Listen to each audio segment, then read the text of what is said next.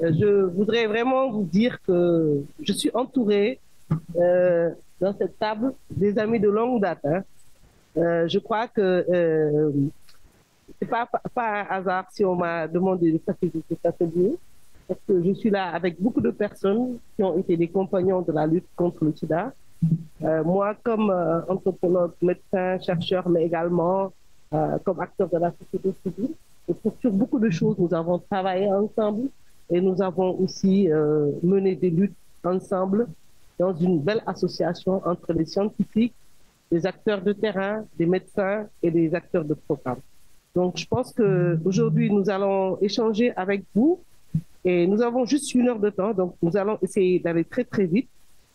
Et nous allons vous poser 2 questions. La première, c'est vraiment de nous faire le point sur les activités de réduction des risques que vous développez, auprès de quel public, et de voir parmi ces questions quelle est la question prioritaire.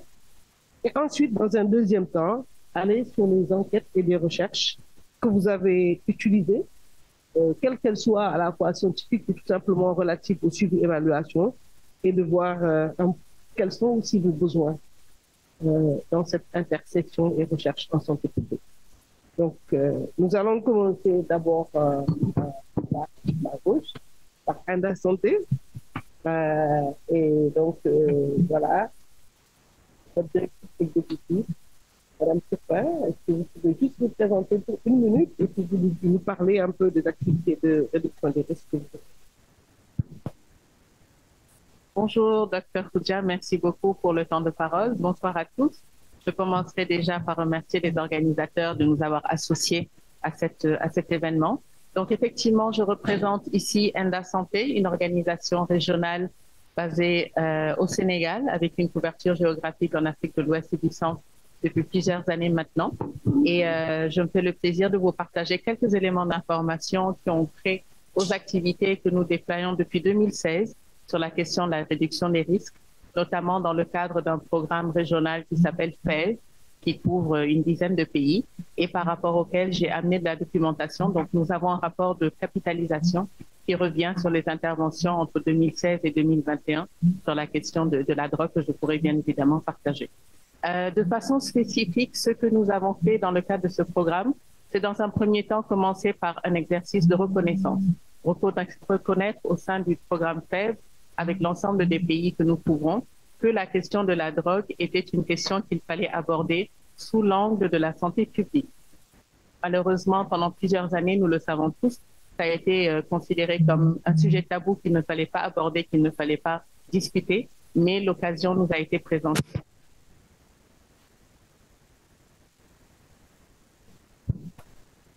Spécificité. Donc, on a commencé par là. Par la suite, nous avons procédé à du renforcement de capacité en travaillant bien évidemment avec les organisations partenaires à l'échelle communautaire. L'autre élément que je mettrai en avant, c'est la question du développement d'un paquet de services. Un paquet de services que nous avons appelé minimum dans certains pays, qui a été optimal dans d'autres et qui part, comme je le disais tout à l'heure, de la prise en charge médicale, de l'accompagnement psychosocial et dans certains pays, de façon très spécifique, comprend la question de l'appui nutritionnel. Malheureusement, on a bien noté que ces dernières années, c'est une fonction. Mais effectivement, ça nous a permis de faire la différence dans plusieurs contextes, dans la mesure où c'était une réelle difficulté.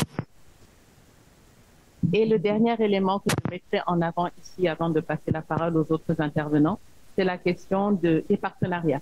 Nous avons également développé à l'échelle de ces pays un réseau qui inclut les structures de santé, qui inclut les personnels de santé, qui inclut les structures qui interviennent dans la prise en charge de la question des drogues pour nous permettre d'offrir une sorte de continuum et un système de référence à toutes ces populations avec lesquelles nous avons développé, disons, une approche communautaire, mais qui finalement s'est développée en une approche, je dirais, plutôt régionale dans la mesure où on a véritablement un réseau qui a été construit à l'échelle des 10 pays au niveau desquels nous intervenons par rapport à ce projet. Donc, je m'en arrêterai là pour l'instant. Spécificité dans votre approche de Enda, c'est vraiment cette approche de réseau. Je pense que ça, c'est en plus de ce que vous faites. Donc, nous avons donné la parole à notre deuxième intervenant. Merci, Dr. Koudia. Bonjour à toutes et à tous. C'est avec un grand plaisir que je participe à ce colloque en ma qualité de médiateur en santé et de président de l'association Sauver ma santé qui regroupe les consommateurs de drogue dans le département de Mbour et qui a été créé en janvier 2017 dans le but d'aider nos membres dans le domaine de la santé en leur apportant aide et assistance. Et c'est ainsi que notre organisation a commencé à dérouler des activités de réduction des risques auprès des usagers de drogue. Et celle qui nous semble priorité de développer dans l'avenir, c'est les activités de causerie participative qui nous permettent de faire parler l'usager de ses pratiques, de ses désirs, évaluer le niveau de risque et enfin proposer des stratégies à moindre risque, telles que le changement de comportement, l'estime de soi et la gestion des overdoses.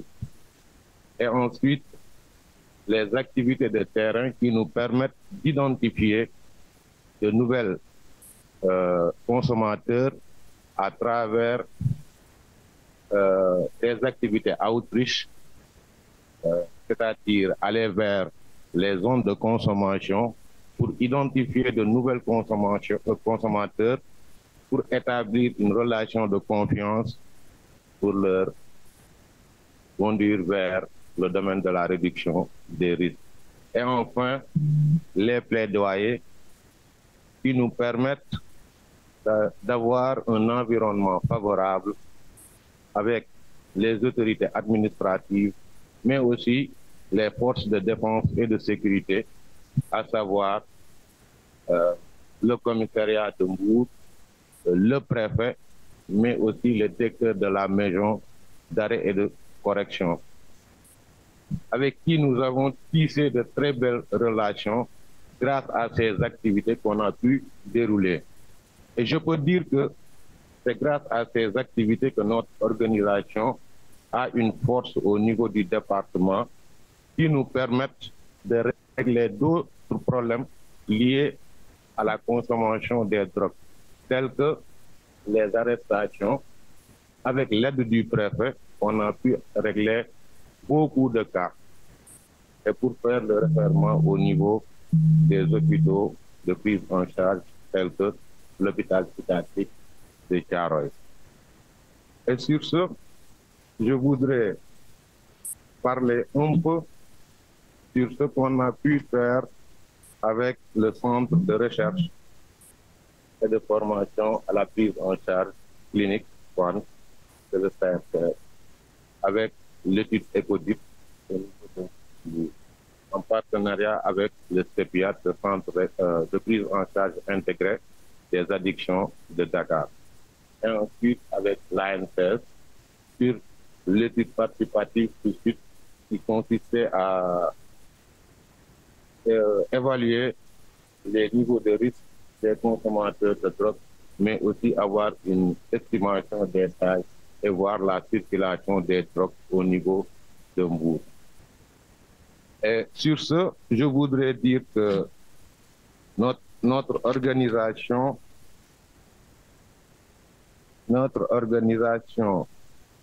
a participé à des colloques sur les motifs qui poussent les jeunes à consommer trop tôt des drogues, afin d'accentuer aussi nos interventions sur ce sujet, mais également avoir des connaissances sur les recueils de données pour les interventions individuelles que nous faisons sur le terrain avec les usagers. Et sur ce, je vous remercie de votre attention. Merci, M. Ba, sur cette présentation où vous nous montrez les différents niveaux des interventions des acteurs opérationnels que vous êtes et aussi de valorisation de votre expertise de faire. Je pense que ce matin, on a eu une présentation où on disait qu'il y a un grand dynamisme opérationnel. Je pense que là, avec ces propos-là, cela confirme un peu tout ce que nous étions en train de dire. plus et qui permet finalement d'avoir des effets opérationnels sur notamment les questions d'arrestation, les questions de médiation et qui en même temps permettent aussi de montrer, de partager cette expertise en tant que père. Donc voilà, merci beaucoup. Donc je me tourne sur ma gauche et je donne la parole à M. Chertioub. Monsieur Chertioub, vous avez la parole. Merci, merci Dr Koudia. Salut à tout le monde, salut aux collègues qui sont avec moi autour de cette table. Avant de répondre à votre question, permettez-moi un peu de reprendre le processus qui nous a amené à intégrer la RDR dans nos cadres de nos interventions et rappeler simplement que nous sommes dans une structure quand même qui a existé 20 ans avec l'avènement de la RDR au Sénégal. C'est une structure qui existe depuis 1995. On l'appelle au Sénégal le centre Jacques Chirac, c'est le nom le plus connu, mais le nom officiel du centre, c'est le centre de sensibilisation et d'information sur les drogues. Et c'est plus tard, 2 ans après sa création, après la visite du président Chirac, que le centre a acquis ce nom-là, parce qu'après, il a eu en tout cas à être le parrain du centre. Donc c'est une longue histoire, on ne va pas trop développer là-dessus, mais rappelons simplement que la mission première du centre, c'était véritablement de développer la prévention. Je disais qu'à l'époque, la seule réponse qui existait ici, c'était la répression. Il n'y avait même pas de comité interministériel. La commission qui existait, on l'appelait la Commission nationale de lutte contre les stupéfiants. C'était ça qui existait. Donc, il n'y avait pas de programme, il n'y avait pas de données sur les consommateurs de drogue, il n'y avait que la répression et le centre a été alternative de 2013 exactement. OK. Depuis 2013, c'est un programme que nous mettons en œuvre avec des résultats assez probants, mais qui a des limites. Je voudrais véritablement terminer sur ça, parce que de façon générale, on a beaucoup dit sur la RDR, on l'a dit hier. Aujourd'hui, ce qu'on a dans ce pays-là, c'est de la tolérance. La RDR n'est pas, en tout cas, juridiquement reconnue. Il n'y a aucun texte de loi qui l'autorise. Mais la tolérance a des limites. Nous le savons tous. Et on a rencontré des difficultés dans la mise en œuvre de ces activités-là. Je parle sous le contrôle de Ousseynou Badio qui est là. On a pas mal de partenaires associatifs des consommateurs de drogue injectables qui sont non partenaires de mise en œuvre, qui ont été souvent arrêtés par la police dans le cadre de la mise en œuvre de ces activités. Pas ici à Dakar, parce qu'à Dakar, on se connaît un peu, on a fait le tour des commissariats, mais dans les régions où nous intervenons, c'est à Kaolack, c'est à Mbacké, c'est à Ziguinchor, souvent nos acteurs qui mettent en œuvre ce paquet d'activités, souvent sont confrontés à des problèmes, en tout cas d'arrestation. Donc ça, c'est une limite. Et moi, je me dis quelque part qu'on est même dans un contexte de paradoxe. Comment on peut intégrer la RDR dans nos politiques publiques de santé? La RDR est intégrée dans le plan stratégique national de lutte contre le sida. C'est intégré dans le plan national de lutte contre la drogue. Et pourtant, on considère que c'est toujours illégal. Ça aussi le paradoxe. Comment, effectivement, on peut avoir la RDR dans nos politiques publiques de santé, dans nos politiques publiques de sécurité au niveau du ministère de l'Intérieur, et qu'on continue à nous dire... Donc voilà, paradoxalement, je pense pouvoir adresser, et je pense qu'il faut qu'on harmonise aussi ce qu'on est en train de faire au niveau institutionnel. Je pense que ça, c'est ce que je dois relever. Moi, je voulais juste dire cela et terminer par dire qu'il faut en tout cas, au niveau du Sénégal, qu'on puisse travailler à ce que pour les acteurs de faire soit mieux coordonné, soit mieux articulé avec ce qui se fait au niveau institutionnel. À ce égard, on a d'autres services de la mythologie, mais ce que l'on fait dans ce sens-là n'est pas bien coordonné avec tout ce que nous faisons. Parce que nous aussi, on est quelque part dans la prise en charge, on oriente, mais le plus souvent, il n'y a pas de suivi dans ce qu'on fait. Nous, personnellement, dans le centre, je travaille chaque semaine, avec le contrôle, en tout cas des prestataires de santé, chaque semaine, on envoie au moins 3 à 4 personnes dans les équipes de santé pour les problèmes. Mais on les perd après. Il n'y a jamais eu d'évaluation, on ne les retrouve pas. Et puis voilà, je pense que les choses doivent être bien améliorées dans ce cadre-là.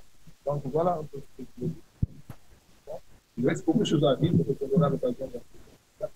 Merci beaucoup de nous partager à la fois ce rôle historique du Centre Jacques Chirac dans la lutte contre la drogue et de la richesse des interventions que vous faites autour de la RDR, mais aussi d'adresser de façon très courageuse les limites de ces interventions, notamment la reconnaissance juridique. Je pense qu'on en a parlé ce matin.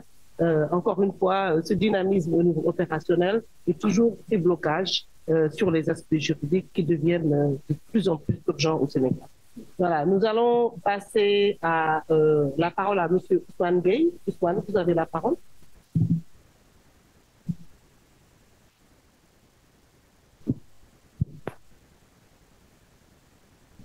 Merci. Bon, bonsoir tout le monde.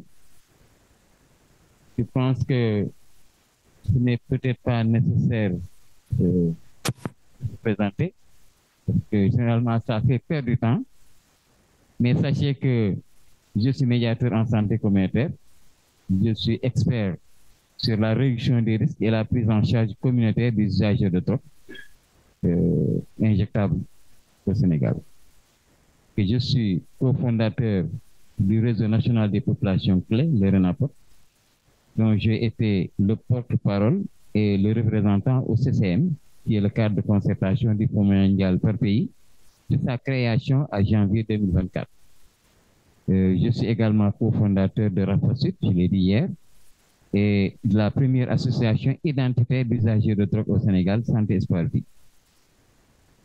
Mais là, je vais intervenir juste pour l'institution qui est le CEPIET et un peu pour le RENAPOP. Je veux simplement dire qu'au CEPIET, les interventions que nous menons en réduction des risques, c'est par rapport à notre travail de terrain. Parce que tous les jours, nous avons cartographié l'ensemble des scènes de Dakar et sur la base d'un planning, nous allons dans ces scènes à la rencontre des usagers pour mener des activités de réduction des risques. Principalement, sur création de liens, principalement création de liens et maintien de ces liens. Distribution d'outils de consommation, sur intervention brève, sensibilisation sur les risques liés à leur consommation, que ce soit par les modes de fumette, sniff, injection, etc. Bon, l'IEC aussi, on le fait avec ses usagers pour renforcer évidemment leur estime de soi. Nous leur donnons également des informations sur les droits humains, sur les violences également liées, sur les violences policières, quelle attitude également il faut avoir. Nous les référons également et dans le cadre de notre grande disponibilité, nous les accompagnons pour une prise en charge au CEPIET. Pour ce qui est des recherches, la deuxième partie, est-ce que vous pouvez nous dire un peu dans tout ce que vous faites pour vous, qu'est-ce qui est prioritaire dans le cadre de la réduction des risques? Bon, ce qui est prioritaire dans le cadre de la réduction des risques, c'est ce que nous faisons d'abord sur le terrain, mais la prise en charge également qui fait partie de la réduction des risques, le traitement de substitution également qui fait partie de la réduction des risques, tout ce que l'on fait aussi, l'accompagnement psychosocial, tout ce que l'on fait pour les usagers, c'est prioritaire pour nous. Ousmane, je pense que vous avez vraiment montré l'importance de ce travail de terrain dans la réduction des risques par impair, tous nos encouragements. Donc, nous allons passer la parole à M. Badi, qui va vraiment rappeler un peu votre implication dans le cadre de tout ce que vous avez fait. Merci, M. Badi. Merci beaucoup, Dr. Sow. Je crois que, comme vous avez dit, hein, c'est un réel plaisir pour moi, en tout cas, de vous avoir autour de ce panel. Et dire simplement que tous qui sommes là, travaillons en réseau. voilà. Alors, je suis Nobadio, je suis travailleur social et je suis chargé de projet à l'ANCS. Alors, l'ANCS, l'Alliance nationale des communautés pour la santé, pour le dire, pourrait jouer ce qu'on appelle une organisation, le rôle de ce qu'on appelle une organisation pionnière. Je pense que Cheikh pourra me corriger erreur. Dans les années 2007 déjà, l'ANCS avait aidé à la mise en place d'une embryon d'association. Hein, de 2005, hein? Ah voilà, merci beaucoup. Merci. Alors, il a fallu cependant attendre après l'étude de 2011 pour que le pays intègre dans son plan stratégique la problématique de la RDR, pour que l'ANCS recommence à chercher à travailler avec les CDI. C'est important, chercher à travailler. Dans cette période, nous n'avions pas encore de CDI confirmé. En tout cas, ce n'était pas très visible. ils étaient là en situation de latence, mais des interventions centrées et de façon officielle sur les CDI ont posé problème. Il a fallu attendre 2015, hein, 2013. 2013, l'ANSES a pu développer un programme communément appelé BOUZA, qui était financé par Frontline Aids, avec un appui du ministère des Affaires étrangères de la Hollande, pour développer l'étude dont Omar a parlé tout à l'heure, qui était l'évaluation participative sur site, qui consistait à s'appuyer déjà sur 2-3 séries que nous avions pu connecter avec les centres de Chirac pour faire le tour de la région de Dakar, identifier des personnes, les mettre en groupe et les organiser. Mais refaire la même chose dans la région de Thiès, particulièrement à Bourg, et enfin à Ziguinchor. Donc, je crois que le départ du programme de RDR s'est structuré autour de ces 3 régions que sont Dakar, Thiès et Ziguinchor. Là où nous avions effectivement pu connecter des personnes qui consommaient de la drogue et particulièrement par la voie veineuse. Pour les activités qui sont en train d'être réalisées par l'ANSES, je pense que si nous prenons les 12 composantes de façon directe ou indirecte, l'ANSES pourrait intervenir dans ces composantes-là. Parce que dans notre modèle, c'est un modèle de parapluie. Nous sommes dans le faire-faire. Il y a des activités que nous menons directement, mais nous finançons également beaucoup d'organisations nationales. Déjà, il y a ABCD et puis AJD PASTEF, mais également beaucoup d'OCB. Parce que lorsque nous avons fait l'évaluation participative sur site, on a mis en place des groupes de support dans les 3 régions. Mais les connexions qu'on a eues dans ces régions nous ont amenés à aller viser d'autres régions. C'est ainsi qu'on peut dire qu'aujourd'hui, l'ANSES a aidé à la mise en place de groupes de support dans au moins 10 régions. Et le nombre de ces groupes de support sont mieux en association. Et ça, c'est extrêmement important. Alors maintenant, pour ce qu'on verrait comme intervention prioritaire, moi je pense qu'il faudra insister davantage sur la santé mentale et l'accompagnement psychosocial, mais également les droits humains et la réintégration socio-professionnelle. En tant qu'organisation communautaire, je pense que la mobilisation communautaire est extrêmement importante et ne se fera pas si les personnes ne sont pas suffisamment averties. Alors, le modèle d'intervention, donc, c'est un modèle d'intervention basé sur les associations. L'ANSES a eu à développer le modèle PARECO, le Fonds mondial, le programme BOUZA. Voilà. Et notre modèle, c'est un modèle d'éducation à la RDR. Voilà. Le financement, le plaidoyer également, il faut le dire. Alors, quelle enquête et recherche? Pour l'instant, c'est bon. Merci. Je crois que vous avez montré l'importance de l'appui de l'ANSES. Je crois que l'ANSES, d'abord la capacité d'appuyer les associations, le développement des associations de pairs, ça c'est extrêmement important.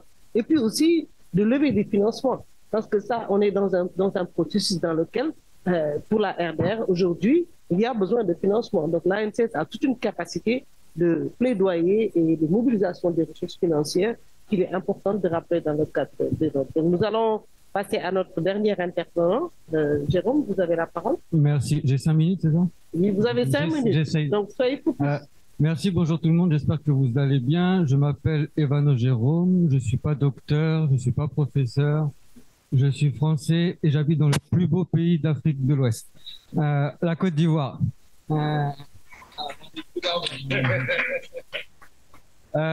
Donc, je vais essayer de vous dérouler l'ensemble des activités de réduction des risques que je mène avec ma casquette de membre fondateur de l'association communautaire Parole autour de la santé et de l'environnement, où on intervient en Côte d'Ivoire, dans le Haut-Sassandra, qui est une région excentrée de la capitale. Mais j'ai aussi d'autres associations, je suis aussi membre dans d'autres pays, j'interviens aussi au Burundi, au Rwanda, en tant qu'organisation communautaire, on va dire ça comme ça, et en Guadeloupe aussi. Donc on fait la distribution du matériel de réduction des risques, comme les tests, les autotests. On a un petit peu de naloxone, de temps en temps j'arrive à en ramener, parce qu'on en parle depuis tout à l'heure, voilà, ça ressemble à quoi la naloxone. Donc quand j'arrive à en ramener, j'essaie d'en avoir. On a un petit peu des tests pour voir s'il y a la présence de telle molécule. On en a parlé aussi régulièrement. Des embouts pour les pipes à crack, évidemment des seringues.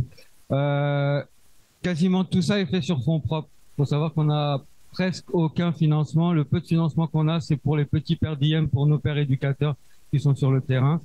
On propose des douches, des repas, des référencements sur les structures de soins, tout ce qu'on peut faire avec peu d'argent.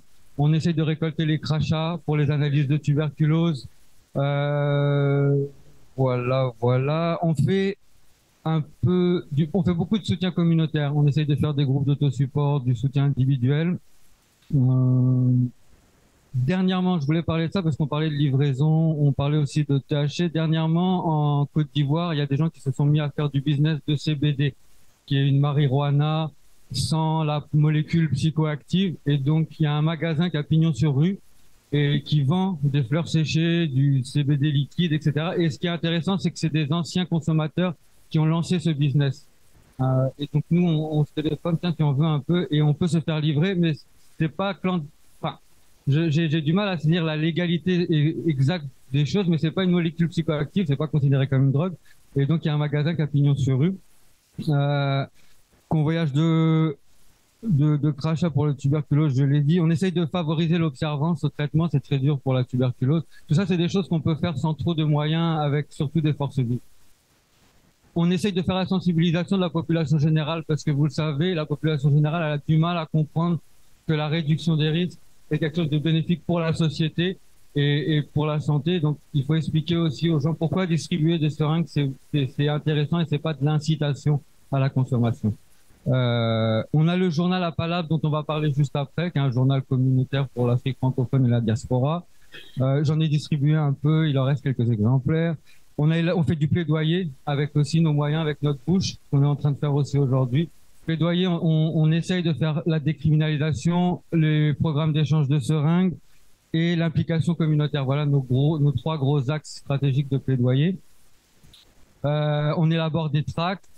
On a fait un outil de suivi et évaluation, ce qui est très à la mode en ce moment, les Community Lead Monitoring, qui a été fait avec une méthodologie rigoureuse, scientifique, avec la communauté, mais dont personne s'est accaparé cet outil, voire même le Fonds mondial nous on a fait ça avec $3000 de International Network People of Using Drugs, qui est le réseau qui chapeaute tous les RAFA Sud African Food. Et donc, personne ne l'a pris en considération. Et le Fonds mondial PEPFAR a mis au moins peut-être 60 000 € pour en faire un pour les populations clés sans trop impliquer les usagers de drogue. Notre public cible, c'est principalement les usagers de drogue, les ex-usagers de drogue, les proches des usagers de drogue. Quand je dis proches, ce matin on parlait des parents, mais je pense aussi aux conjoints, je pense aussi aux frères et sœurs et la population générale. Les axes à développer, c'est la seconde partie. Okay. Merci. Donc, vraiment, vous avez présenté une panoplie d'interventions autour des soins, d'accès aux soins, qui nous semble assez intéressante, du dépistage, de sensibilisation. Et je crois que c'est tout de suite de suivi et évaluation là. Peut-être qu'on aura peut-être l'occasion d'échanger sur ça, mais il me semble être pour les organisations qui sont ici aussi, qu'elles puissent s'en approprier. Donc, voilà. Merci. Donc, nous sommes passés par cette première phase de discussion. Je voudrais un peu donner la parole à la salle pour 2 ou 3 interventions qui puissent réagir aussi avant qu'on passe à l'autre plan sur finalement que pensez-vous des activités de réduction des risques qui ont été développées et puis finalement qu'est-ce qui vous semble prioritaire ou pas ou quelles sont les limites. Est-ce qu'on peut avoir une première intervention?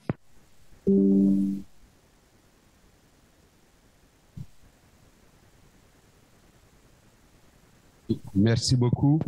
Ce que je voudrais dire, c'est que pendant longtemps, la lutte contre la drogue, on a dit il y a 2 pans. Généralement, on dit à la réduction de la demande et à la réduction de l'offre. Et je souhaiterais que, en partant d'ici, chacun de nous puisse se mettre en tête que désormais, il n'y a pas 2 pans, il y a 3 pans. Et nous avons déjà pris l'engagement de réviser notre plan national stratégique de lutte contre la drogue. Le plan national stratégique de lutte contre la drogue, effectivement, on a travaillé, il y a 2 pans. Réduction de l'offre, réduction de la demande, et puis la coordination. Aujourd'hui, nous avons, c'est vrai, de manière résiduelle, on parle de la réduction des risques. Mais aujourd'hui, nous allons faire la révision avec une consultante qui est venue de l'île Maurice pour nous accompagner. Donc, on aura la réduction de la demande, la réduction des risques et la réduction de l'offre. Et la réduction de l'offre, même on ne l'appelle pas réduction de l'offre, on appelle l'application de la loi. On appelle l'application de la loi pour qu'on puisse voir un peu, et comme dans cette loi, nous savons qu'il y a l'injonction thérapeutique où, avec ces décrets et ces arrêtés d'application que nous sommes en train d'écrire. Et comme je vous l'ai dit, on l'écrit avec les usagers eux-mêmes, et eux-mêmes, ils ont dit la dose journalière dont ils ont besoin, c'est 5 doses. Donc désormais, si quelqu'un a 5 doses, on n'a même pas besoin de l'arrêt. Et quand tu vas au-delà des 5 doses, on se dit, tu es en train de vendre. Mais sinon, tu as 5 doses, on te laisse partir. Et ça, c'est une première étape. Après, on verra. On va, comme c'est des arrêtés, c'est plus facile à reprendre qu'un décret ou une loi. C'est un arrêté interministériel signé par 3 ministres, le ministre de la Sécurité, le ministre de la Défense et le ministre de la Santé. Donc, je me dis que ça va permettre de pouvoir aller un peu plus vite. On va travailler avec les usagers comme on le fait sous la coupole de l'ONU-SIDA, parce que c'est eux qui ont le financement et qui nous accompagnent. Donc, voilà ce que je voudrais dire pour que les enseignants parlent beaucoup, hein, vous le savez, pour que nous puissions comprendre que désormais, nous avons 3 volets dans la lutte contre la drogue en mettant au centre un pilier essentiel qui est la réduction des risques. Si on a pris cela, on a gagné la bataille. Je vous remercie. Professeur, merci professeur pour votre présentation. Je dois dire que nous avons été vraiment très honorés et aussi très admiratifs de voir le travail qui a été fait en Côte d'Ivoire. Et nous pensons qu'il est important que les autorités des différents pays qui soient là puissent s'inspirer de vos méthodes autour de la RDA. Je voudrais, l'ONUDC, ils sont là. Merci. Je voudrais vraiment dire merci à l'ONUDC pour nous avoir accompagnés. Et puis aussi une autre ONG internationale qui est Médecins du Monde. Médecins du Monde a fait un gros travail pour nous. Et l'introducteur de Médecins du Monde en Côte d'Ivoire, c'est Ebano Jérôme.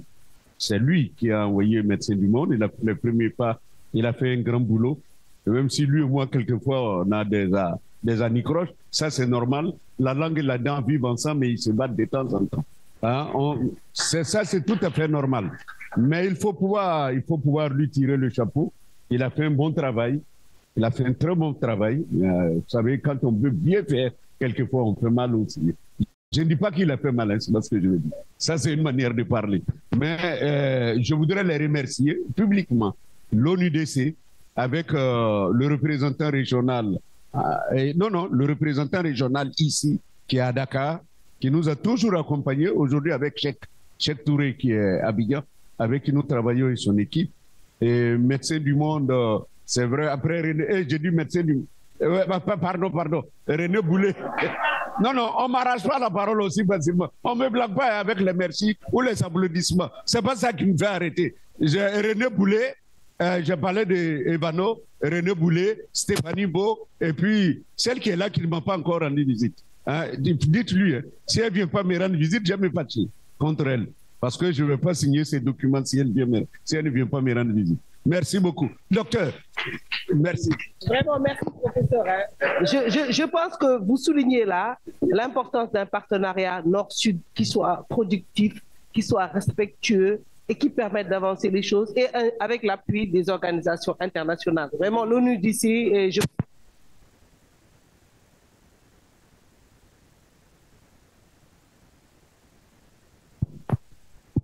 que nous encourageons. Donc, merci. Est-ce qu'on pourrait... Donc, on va prendre 2 intervenants et puis ensuite, on va passer à la deuxième partie. Oui, merci. Hein. Je ne vais pas être trop long. Donc, juste, bon, je n'ai pas cette aura-là que le professeur a. Donc, je vais être très bref. Mais juste rebondir sur ce qu'il a dit. Hein. Je pense qu'il parle de réduction des risques. Ce que je dis, c'est plus en rapport avec ce qui se passe au Sénégal. On parle souvent de réduction des risques. La réduction des risques, je pense qu'il faut la repenser. On a besoin de la repenser. Parce que moi, j'ai pour habitude de dire, c'est comme le vendeur de CD celui qui essaie de vendre des CD aux transporteurs là, ceux qui ont des véhicules. Vous savez qu'il y a bon nombre de nouvelles voitures qui n'ont aucun lecteur de CD.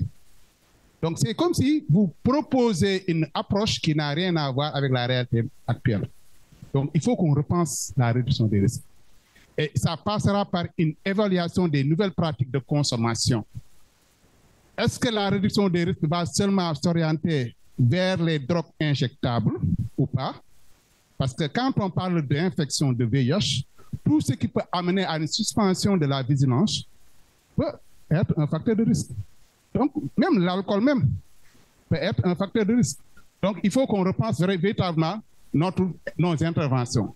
C'est toute l'intervention que je voulais faire pour l'instant. Merci beaucoup. Avant de dernier, pouvez-vous présenter et puis ensuite... Docteur Tchernoba de la Guinée.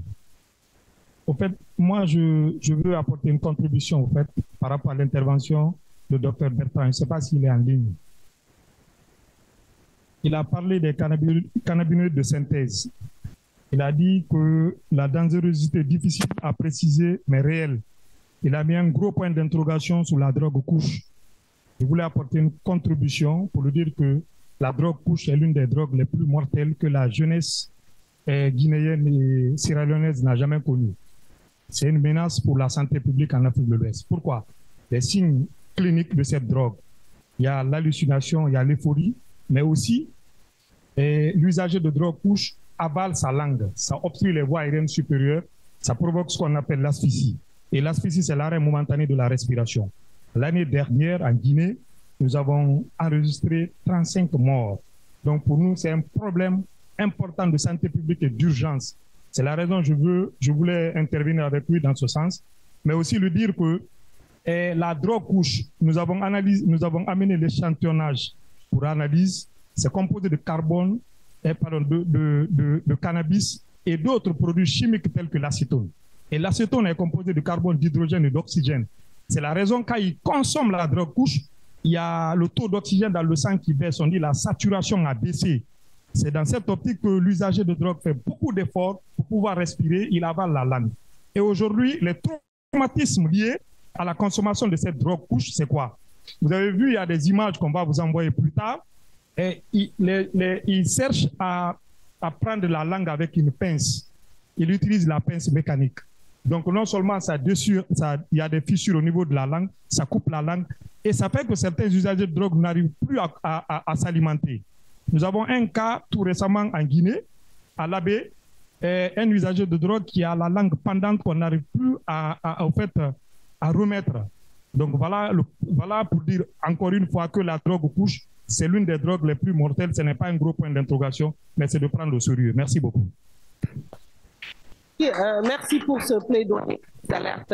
Je pense que nous avons tous compris votre message que vous illustrez et vous montrez bien quels sont les risques pour les nouvelles drogues et les drogues chimiques. Donc nous allons faire en transition, repartir sur la proposition qu'a faite Dr Ndiaye en disant qu'il faut repenser la RDR. Mais repenser la RDR, ça veut dire l'évaluer justement en termes d'enquête. Et la seconde question que nous allons poser, c'est finalement en commençant par notre MDA Santé, qui a une valeur ajoutée très importante. Nous posons la question, quels ont été les ressources avez-vous utilisées? Et puis finalement, quels sont les besoins de santé au bout de jusqu'à Merci, Monsieur, vous avez la parole. Merci beaucoup, Dr Khoudia. Alors, en ce qui concerne l'intervention de ENDA Santé, dans le cadre du projet que je mentionnais tout à l'heure, nous avons de façon spécifique procédé à la documentation à l'échelle des pays des différents profils de consommateurs que nous avons. Et pour rappel, on traite de la question des usagers de drogue, pas des CDI, mais plutôt des usagers de drogue. Donc, j'adhère absolument aux commentaires de l'un des participants tout à l'heure. Nous avons également procédé à des recherches évaluatives à l'échelle du réseau pour apprécier le niveau de connaissance, mais également les pratiques des usagers de drogue en termes de réduction de risque de vulnérabilité. Et c'est sur cette base-là que nous avons pu effectivement développer des programmes pour adresser les besoins essentiels qui sont ressortis de ces recherches. Et enfin, la question importante également, parce que nous sommes Enda Santé, nous travaillons également beaucoup sur la question du VIH.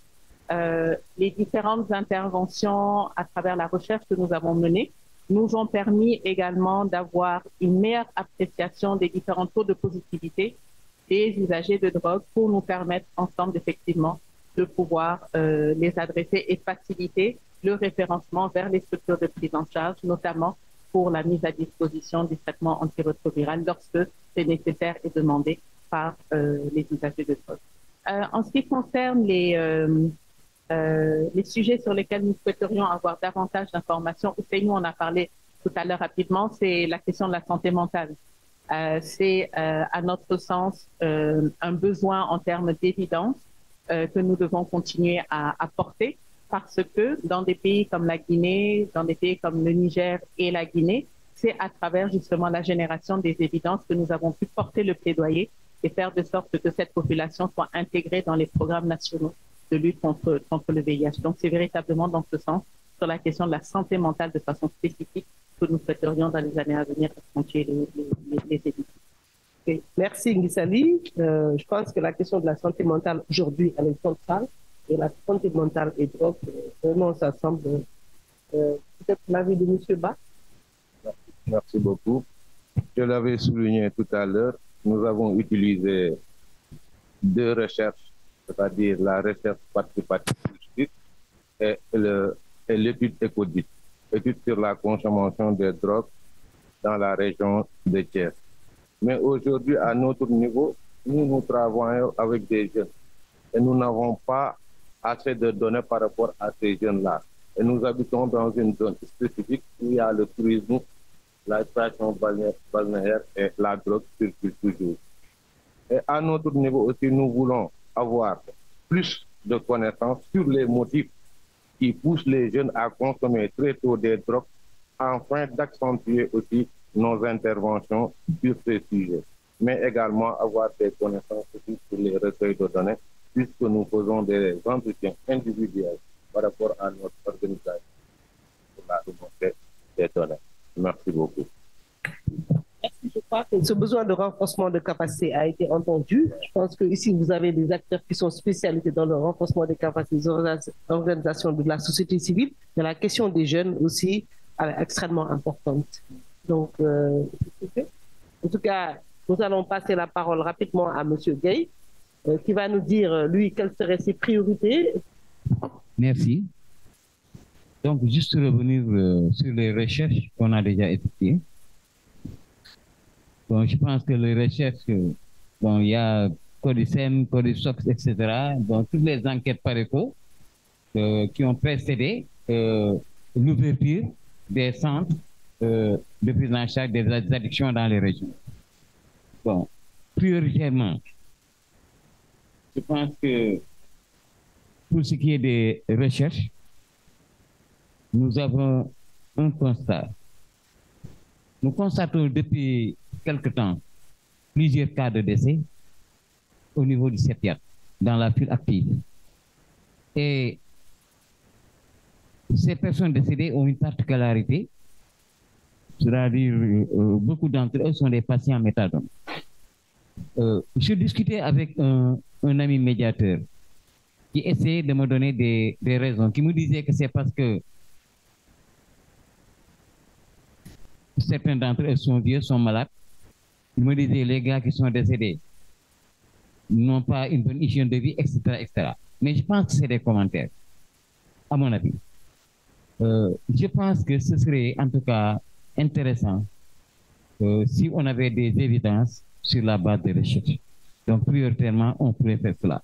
D'autre part également, c'est la consommation des nouvelles drogues. La consommation des nouvelles drogues comme le volet, l'ecstasy, le gaz hilérant, le tramadol, qu'on trouve partout à Dakar, à Colobane. Mais également, le couche grasse, docteur Tcha. Le couche grasse est au Sénégal depuis près de 2 ans. C'est des jeunes Sierra Leone qui font la distribution. Hier, j'en ai discuté avec la directrice de l'Observatoire des économies illicites, Madame Lucie, qui promet même de venir nous rencontrer en début juin. Je pense que on devrait en tout cas prioritairement faire des recherches sur ces consommations. Merci beaucoup. Je pense que la question des investigations du décès et aussi de communication autour de ces décès, je pense que c'est important pour l'idée du CIMPIAS. Je crois que là, nous avons Dr Ndiaye qui sont là. Je crois que c'est quelque chose qui leur est adressé directement. La question des nouvelles drogues aussi, je crois que là aussi c'est bien entendu et c'est très pertinent. Nous allons passer la parole à Ousseynou. Merci beaucoup, docteur. Suivant cher, je vais appuyer le plaidoyer de Dr Ndiaye. Je pense qu'il nous faut tropicaliser notre approche et ce sera pas d'une évaluation sans on est tous d'accord et nous cessons de le dire. Alors, pour ce qui est des enquêtes sur lesquelles l'ANC s'est appuyée pour mettre en œuvre son programme, je crois qu'il faut partir d'abord de l'évaluation participative sur site. Je l'ai dit, elle nous a permis de nous appuyer sur les personnes qui consommaient déjà pour connecter le réseau. Voilà. Et dans cette étude, on a eu le soutien de Frontline Aids, ça se déroule dans 3 régions. Alors, il y a également eu l'enquête biocomportementale, et biocomportementale VIH et estimation de la taille des CDI au Sénégal, en Guinée, au Cap-Vert, au Burkina Faso et en Côte d'Ivoire. Ça également, c'est des études qui nous ont permis d'essayer de mieux comprendre. Mais admettons que c'est encore largement insuffisant. Pour ce qui est des centres d'intérêt, j'ai tout à l'heure parlé de la problématique des droits humains, de la problématique de la santé mentale et de l'accompagnement psychosocial. Mais ce qui me semble important également, c'est la mobilisation des autorités locales dans la réponse contre les méfaits de la drogue. Bon, aujourd'hui, il n'y a que l'État central qui fait des choses. Alors que les populations pour lesquelles, c'est normal, l'État central intervient, mais habitent dans les localités. Il est aujourd'hui, à mon sens, inacceptable qu'une mairie ne fasse absolument rien pour sa population. Moi, j'habite la banlieue. Je dépasse tous les jours des jeunes en conflit avec les drogues. Mais en termes de réponse, il n'y a absolument rien. Donc pour moi, il y a également lieu de réfléchir, au-delà du plaidoyer, de réfléchir sur comment trouver des alternatives, en tout cas la technique, les moyens pour mobiliser les autorités locales à investir dans ce problème qui me semble important. Je vous remercie. Merci. Je pense que vous touchez là un problème important, c'est comment mobiliser des ressources, notamment au Sénégal. Je crois que ça, c'est un point important. Jérôme, vous avez là. Merci. J'ai oublié tellement de trucs tout à l'heure, mais c'est pas grave. Sur quelle data, sur quelles données on se base pour notre travail? Déjà, sur nos propres recherches, on a la chance aussi dans nos équipes d'avoir des chercheurs. Moi-même, je peux me considérer comme chercheur. Donc, on a nos propres data, on a nos propres données. Après, on utilise les IBBS nationales. On en a 2. Il y en a une 3e qui arrive apparemment pour la Côte d'Ivoire. Mais voilà, on a aussi des chiffres épidémiaux, prévalence, attitudes et pratiques. Les diverses recherches qu'on arrive à trouver en sciences sociales, on en a eu là sur les transporteurs, on en a eu pas mal sur les parents à la Croix-Bleue en Côte d'Ivoire. Les données OMS, les données ONU-DC, les données ONU-SIDA, toutes les données un peu comme ça internationales qui nous servent aussi pour certaines interventions. Toutes les recherches au niveau national, il n'y a pas que les IBBS, il y a aussi d'autres recherches, pas spécialement en sciences sociales. Ensuite, il y a les informations et les datas de nos réseaux. Je pense à IDPC qui a aussi des données. IDPC, c'est ceux qui font support dans le Punish. On a mis quelques tracks. Je pense à West African Drug Policy Network. Je pense à Recidaf, qui maintenant en plus compile un peu les données au niveau africain, donc ça c'est très intéressant.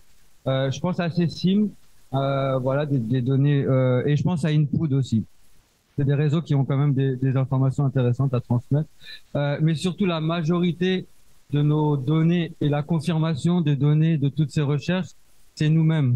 En étant sur le terrain, en étant avec la communauté, de la communauté, on a une meilleure connaissance des différentes attitudes et pratiques et prises de risque de notre population cible. Qu'est-ce que nous devrions développer comme recherche demain? Je vais aborder un peu plus en profondeur, donc je vais juste faire comme ça des boulets de pointe, et si vous voulez, on en discutera. Je pense qu'on a un vrai problème de définition de terminologie. Depuis hier, j'ai entendu toxicomane, CDI, PUD, UD, UDI. Je ne sais plus où je suis, je ne sais plus ce qui est. Pareil pour communautaire, identitaire. Et pareil pour drogue injectable. On est entre chercheurs, on est entre experts. Toute drogue soluble dans l'eau est injectable. Donc ça inclut l'alcool et ça exclut le cannabis. Donc je ne pense pas que c'était l'objectif premier de cette terminologie. Et il doit y avoir il nous faut des méta-analyses. On a plein au Sénégal, en Guinée, on a plein de données. On ne sait pas un peu. Il nous faut une analyse sur l'Afrique de l'Ouest. Il faut qu'on fasse une analyse des analyses, une recherche sur les recherches, sur les protocoles utilisés, les protocoles thérapeutiques utilisés. Je vois par expérience un peu tout et n'importe quoi. Vraiment. Pour sevrer du cannabis, on donne des anxiolytiques. Enfin voilà, il faut vraiment qu'à un moment on se pose. C'est quoi les protocoles thérapeutiques qu'on propose aux usagers de drogue pour les sortir de l'addiction? Des choses validées par l'OMS, par l'ONUDC, peut-être recontextualisées, c'est évident. On a d'autres moyens, on a d'autres contextes, donc, mais il faut qu'on soit d'accord sur ça et pas qu'on fasse n'importe quoi. La drogue en prison, qu'est-ce qui se passe? Et les drogués en prison, qu'est-ce qui se passe? Les nouvelles produits les NPS, les nouvelles drogues, je pense au lean. Il y avait le travail de Monsieur Barren, qui a fait au Sénégal. Le lean arrive en Côte d'Ivoire, vous étiez déjà là. Le lean, c'est du néocodion qui est mélangé avec du Sprite. C'est très à la mode chez les jeunes. C'est un peu. Vous regardez Trace TV, vous voyez l'équipe de hip-hop là, ils ont tous de la lean et on le remarque même pas. Mais c'est presque de la promotion. Je pense au Kadhafi, on a eu un gros souci. Donc ils ont enlevé Vodis, mais ils ont fait Vodis citron. Bon, ok. Je pense aux couches, mais notamment aux cannabinoïdes de synthèse, qu'on va appeler comme ça pour la Guinée et la Sierra Leone, et je pense pour le Sénégal bientôt, ou voire c'est déjà là. Mais en Côte d'Ivoire, le couche n'est pas du tout la même chose. On l'appelle pourtant pareil, ça c'est des spécificités de nos langages d'usagers, mais le couche en Côte d'Ivoire est un THC, un cannabis à THC plus fortement dosé, ce qu'on appellera en Europe la skunk, les choses comme ça. Il faut qu'on ait des informations sur les interactions entre drogue et pathologie. Drogue et VIH, j'en ai plein encore. La santé mentale, la tuberculose. On parle VIH. Mais moi, je connais plus de personnes qui sont décédées de la tuberculose que du VIH. Ils n'ont même pas le temps de décéder d'une cirrhose de foie. Ils n'ont même plus le temps. C'est soit la tuberculose, soit le VIH, mais même l'hépatite qui est une priorité. C'est vrai. Mais voilà, la tuberculose, ça a un impact et il y a des études qui l'ont montré. Les LGBT, les jeunes, la pertinence de la PrEP. Voilà. Pourquoi la PrEP chez les usagers de drogue en Côte d'Ivoire, en Afrique? Sur Iboga, Datura, les médecines traditionnelles, tous ces éléments-là qui pourraient nous faire avancer, et même, on a vu l'Iboga pourrait nous permettre de traiter certaines addictions. Est-ce que c'est vrai? Est-ce que c'est pas vrai? Comment? Pourquoi? Les champignons, on a parlé des champignons hallucinogènes en Casamance. C'est quoi cette histoire? C'est quoi ces champignons? Qu'est-ce que ça fait? Est-ce que c'est réel? Faut qu'on parle de drogue et plaisir. Faut qu'on parle de drogue sans addiction. Vraiment, les drogués, il est tout le temps malade. Il y a des drogués qui sont pas malades. Il y a des drogués qui utilisent la drogue une fois tous les 3 mois, comme ça, pour le plaisir en contexte social. Ça existe. Et est-ce que c'est pas la majorité? Après, ils n'ont pas de problème, moins, en tout cas, de soucis. Ils prennent peut-être moins de risques. Mais il faut qu'on en parle. Et je vais finir, en fait, par quelque chose qui me tient assez à cœur. Je pense pas que ça soit une réelle guerre à la drogue qui se passe en Afrique. Je travaille dans beaucoup de contextes africains. C'est une guerre aux drogués précaires. Si vous êtes un drogué avec de l'argent, en termes juridiques et législatifs, si vous êtes, en gros, vous n'allez pas aller en prison. Franchement, c'est quasiment sûr. Vous allez payer le policier, ou alors vous allez payer le procureur ou le juge, ou en tout cas, vous allez vous débrouiller à acheter un bon avocat. Mais c'est plus une guerre aux drogués précaires qui se passe. C'est peut-être même dans le monde, mais en tout cas en Afrique, c'est mon constat. Et je voulais dédier ce travail et cette intervention au secrétaire général de Parole autour de la santé et de l'environnement qui est décédé il n'y a pas longtemps. Merci à vous.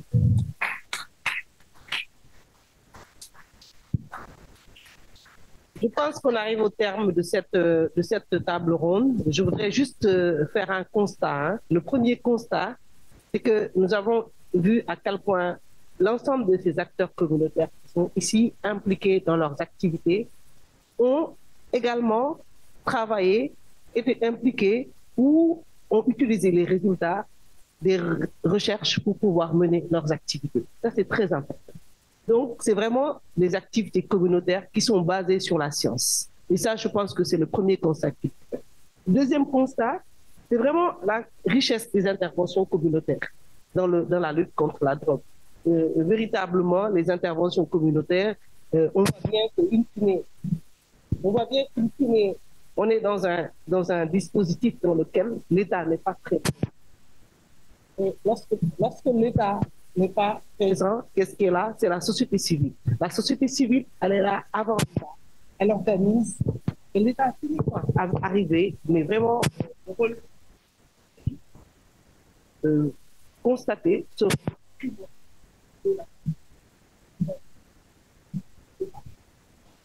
la prise en charge, comme ça se passe, et que c'est important que dans les approches, nouvelles approches,